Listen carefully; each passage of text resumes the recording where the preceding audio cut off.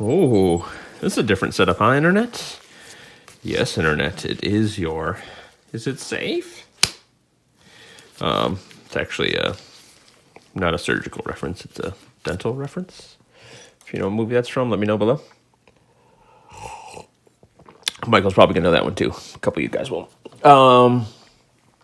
Anywho, so let's get into it. Anodizing. So a couple disclaimers. Disclaimer one. This is probably not super safe, especially, there's a couple things with my setup, but just in general, this is a pretty powerful thing. It's a lot more than just a handful of 9-volt batteries. Number two, I am very amateur at this. So I've gotten some decent results, but I really haven't done a lot of testing, and I'm not using, I'm sure, the most optimized setup. So keep those two things in mind. Number three, back to point number one, which is there is some inherent danger with this. So if you're unsure, just don't do it. Basically, we've got up to 120 volts, which is kind of quite a lot of voltage. We've got basically a bomb waiting to go off. It's not quite that exaggerated, but it's potentially a little dangerous, with shorting things out and all sorts of stuff. But we'll kind of go over the basics here of what I've got going on, and then get in there. So first thing I'm going to do is I'm going to take a little rubbing alcohol, and I'm going to take a cotton ball. And first things first, have another sip of beer. Let's drink while we're doing something dangerous. Hobby Timmy is in no way responsible for what you do with something like this, so don't kill yourself. Big shout out to Alan over at Fidget and Style. His setup is sort of what I based mine off of a bit to start. He did an anodizing tutorial video out there, so there's other people doing them. This probably isn't going to be. There's probably better tutorials if you really want them, but people have asked me to do it, and I'm happy to oblige. So first things first, we're just going to clean this guy off with some rubbing alcohol. I'm sure most of you guys got that out of there, because I know a lot of people clean their bearings with it, or at least used to clean their bearings with it, like me. Like, I don't clean my bearings with it anymore, but I still have some. So we're going to clean it off. We want them super clean. We want them as clean as we can get. Gloves for two reasons. One, the main reason these gloves in particular is to keep the pieces clean. I don't want fingerprints and stuff on them. So once you clean them, you want them clean. And you want them to stay clean. So I don't want to be getting fingerprints and all kinds of other stuff going on over there. So we're just cleaning it off really thoroughly here. Nice and clean, nice and clean. Cleanliness next to godliness. Then I'm actually going to clean it off with a bit of Windex as well. And then dry it off. So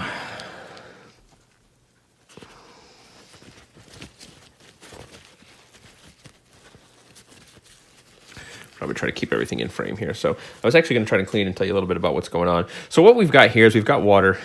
I didn't do any measurements, probably 2.5, 3 tablespoons of baking soda. You can use a lot of other materials out there. You can use TSP, which I don't exactly know what it stands for, something sodium phosphate, I believe. Sodium phosphate, maybe, something like that. You can use like borax, like dish detergent. You can use baking soda. I've heard, some people I think mentioned you can use Coke. You can use a lot of different things. I think people even have their own homebrew, like super secret recipes. Philip Atchison probably has a secret recipe that he's not going to tell everybody what it is. But you can use that. Now, I think the idea is you don't want it super concentrated. Like, you don't want to saturate the water to the point where it can't hold any more baking soda. I think you want it somewhere around 50%, meaning that if you put some baking soda into water, added as much baking soda as you could until the baking soda stopped dissolving, and you had baking soda that just would not get dissolved into the water, you would then filter that out and then cut it in half. Like, if you fill this up to here, or fill this halfway until you get the baking soda in, then like put it through a coffee filter. I think that's the ideal setup from what I've read. But again, nice and clean, fingerprint free. Focus. Look how good this thing looks, man. Yeah, and some of this indirect light, if you remember from my stubby video, this thing really starts to shine. So, all right, so what's next? Sip of beer. So let me explain what we've got going on here. We've got our power supply. We've got our water with our solution in it. Now, in theory, I should have something protecting the the little titanium wire that's going in here, because the big thing that I do not want to do is I don't want my piece to touch that wire. From the perspective you're looking at, it might look a little more precarious, but this is running along the side. It's just the distortion from the water. I've got the stuff I picked up from Amazon, just some titanium wire, which I use to make a long coil in here. Now, the first time I did it, and I got decent results, is I was just using the wires that came with it, but it would corrode this pretty quickly. And then I'd clip it off, and then I'd do it again. So I just ordered some wire on Amazon. And then I was just running a little piece in there. But in kind of like reading, something I read is that you really want the piece that's in the water to be more than the piece that you're dipping into the water. So in theory, I still don't have enough in there, because, I mean, this is more titanium than what's in there. But I got even results using this, so I'm not too worried about it. And I've got a pretty strong power supply, so we just leave it in there long enough to really do the job. And then we've got another titanium wire on here. And really not a lot to it, Internet. We're just going to dip it in. Now, I was thinking about doing something a little crazy with this, but I think with the style and design of the spinner, I really just want to do the one color. I could like put tape on here. Tape or something like that I found to be the best in the limited experience I've had. I've tried nail polish, and again, at the higher voltage, the current going through just kind of cuts the nail polish off. I tried drawing on it with a Sharpie, but again, same thing. The current of the power supply just cuts the nail polish, or cuts the Sharpie right off. So using something like a tape. So if you take a piece of like glass and you take some like painter's tape or airbrush masking tape, something like that, you can kind of cut patterns into it and tape it on and tape it around and get it on there nice and smooth. And then when you anodize, you always, if you're doing multiple colors like that, you want to start with the highest voltage first. So if you're like, I want this to be, let's say the blue that we're using is the highest voltage, the blue is the color that's going to be exposed first. Because if you expose the blue at 40 volts and then you go and do a gold at 25 volts, the 25 volts won't do anything to the area that was 40 volts. It has to go above that to change the color. So it won't turn the color down, it will only turn the color up, right? So we turn this to blue, it won't turn to gold by doing less voltage. I would have to go above the blue to change that blue's color. So that's kind of how that concept works. So you can tape it off in a couple different ways. That's sort of, I don't have it with me, how I did the buttons on the tri-fidget, my tri-fidget buttons. So anyway, what colors do we want to do? I'm going to start with the spinner body, because I know I actually want to do that the blue color that I like. So we're going to just, nothing fancy. So this is titanium wire clipped on here. We've got our negative terminal clipped on here to this wire that's running inside there. See, that's a better view. You can see like it's way off to the side here. Now, I do not want to touch this. In theory, I should have like another like glass jar, or I guess probably plastic would work too, so that I don't have to worry about it touching that. But if I touch that, that's bad news bears. So we're just not going to touch that. But we're going to turn this on. Now this is about 130 bucks on Amazon. It's a little expensive, just as like a hobby thing. So you can use 9-volt batteries, and just put them in series. So negative to positive, negative to positive, negative to positive, negative to positive. And every 9 that you add, it goes up from there. So 9, 18, 27, 36, 45, so on and so on. Forgot my multiplication tables there for a minute. But anyway, so we just turn this up to the voltage that we want. Now, especially as it gets into the higher voltage, once you add the piece in there and the resistance, it seems to change a little bit in terms of like the voltage will go down a little. So I've just started it at basically 0 and then turned it up from there. Now, I'm also going to put on better rubber gloves because I don't want to get electrocuted. We're going to be safe, Internet. I'm not putting my hands in the solution or on the titanium wire, so I should be okay. But safety first, right? So, plus it looks badass, right? And again, it's just Arm & Hammer baking soda. I didn't point to it, but this is what I used in there. That's why it's sitting there in the video. So if I grab this like this, right, my hand's not touching the metal. So we've got it on, and then as I turn it up, the voltage is going to increase. But right now I don't have a circuit because there's nothing connecting. So I don't want to bump the camera, but I want to be able to kind of look above to make sure I'm not touching anything. So we're going to dip this in like so. You know what we're going to do? Hold on, let's do this right. Let's try and get it so that you guys can see the voltage that we're getting and the colors that we're getting. Okay, we're going to put that in. You guys can see that, I think. I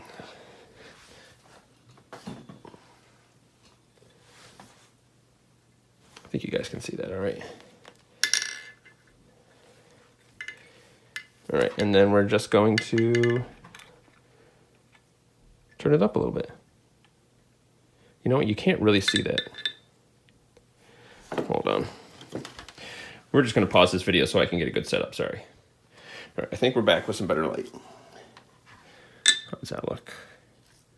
That looks better. So we're gonna turn this up a little bit and just watch what happens. So as I turn it up, around 15 volts, so I'm on 7. We're starting to get some gold colors coming in around 10. See that? Starting to get some gold. The gold, the bronzish gold that I kind of like is closer to 15, so we're going to kick it up to 15.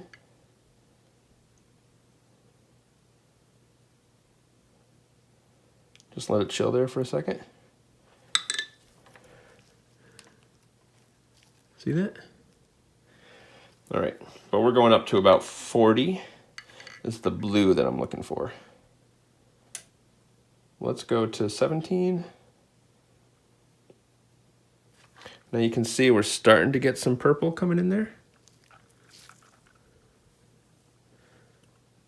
Let me hold it back here a little bit. Starting to get some purples coming in.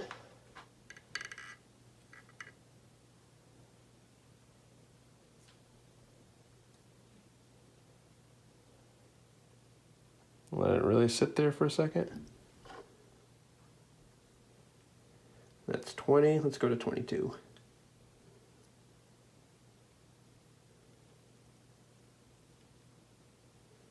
$24. Look at that. Nice and purple. Sorry, the light's kind of a challenge here because I don't have a really great light setup in here like I do for where I record, which is just across the way, but moving the lights just doesn't work. All right, let's go up to about 30. Now it's tricky with this until you do it a few times, because what happens is as soon as you go too far, like I said, you can't scale it back down. So if you go too far, you can't go back.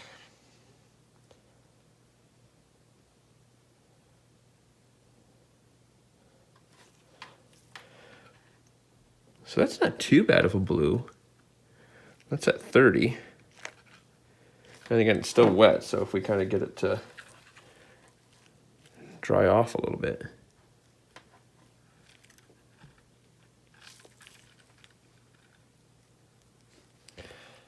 We're going to go up a little higher.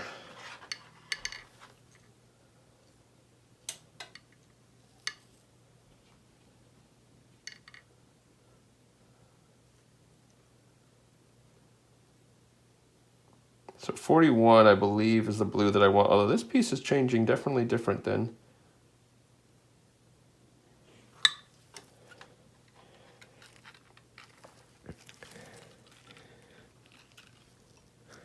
All right, so we're going to take that off. We're going to scale it way back down. I think I was actually happier with that lower blue, and we've gone too far. That's kind of what happens. So I've got the back of the buttons here, so we're just going to kind of put like a curve in it so it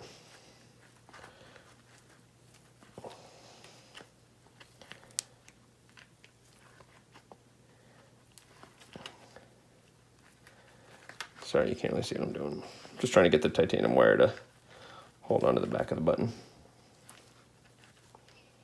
So I don't want the button to fall in there.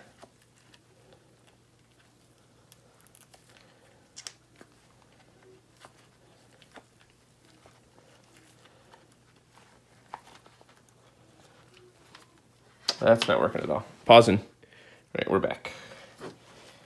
So just kind of got like a little spoon we're spooning it in on. I don't know if you can really see that, so we're just going to bring it up to about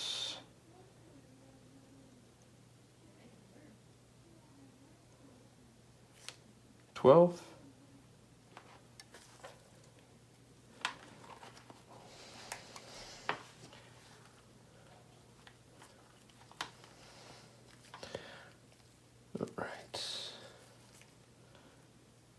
much different focusing on this than doing a spinner review. I'm not being my quite normal chatty, silly self.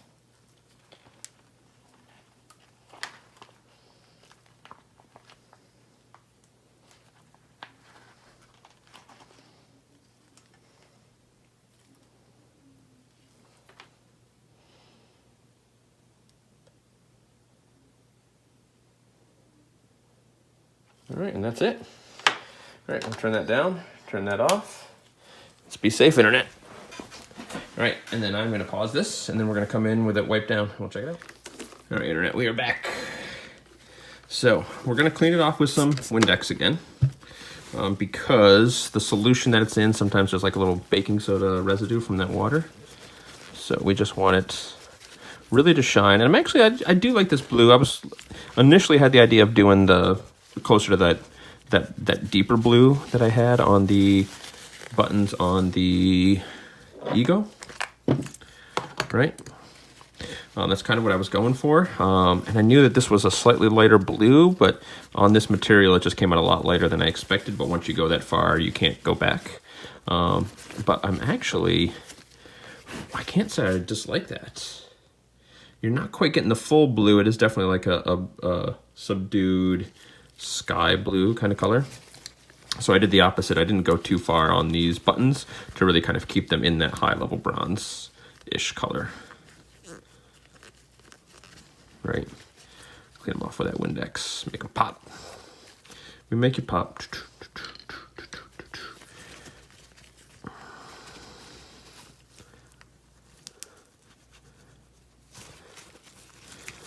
All right. And then it's got a little bit of lint from the paper towel on it. So let's just rub it off on that.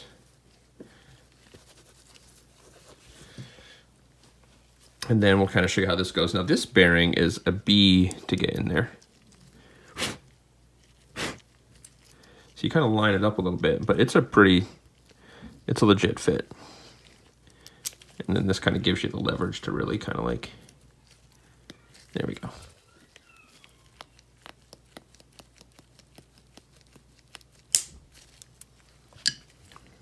There it is, it's in there. Put this in. And then again, this is just a couple little clamps on there that just fit snug inside the button.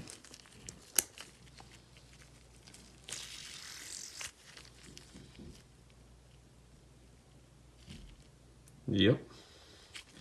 There you have it, internet anodizing 101. Again, very general, very basic intro to anodizing, but that's essentially the same thing I did to do this here as this here. That would have been a kick-ass blue. But this is, I don't know, this is pretty nice. I don't know, I think that might have actually been too much with the bronze, right? Like this is sort of the opposite, right? Like that's subdued on the body where it's really popping on the buttons. I'm okay with it. Although that blue kind of would almost have been like a portal spinner. But there you have it, internet anodizing. Like I said, I'm not a pro. There's a lot of things. I think there's a lot of subtleties to doing it. But, you know, like anything, I don't go in halfway. You know, I didn't go in with a 9-volt batteries. I'm like, let me get a professional power supply to do this. So I think as you get the solution correct and the different materials, you can really crank up the voltage. As the voltage goes really high, kind of those colors sort of get a little gray and muted. You know, despite the fact that the pattern's really off, but like you can see these pinks, those were closer to like 100 volts, but they don't quite pop like, you know, this purplish does here at the lower voltage. So I might tumble this guy and just redo it all, though I do like the portal style. We may just tumble it. Anywho, internet. There you have it, anodizing. Keep tangenting. This is going to be a long video because it's a bunch of different parts, and I know I wasn't my chit-chatty self trying to get everything to focus and to work right, but just kind of wanted to show you how I do things. So there you go. I don't think we got anything else to say, but get in there and do it yourself. Kisses.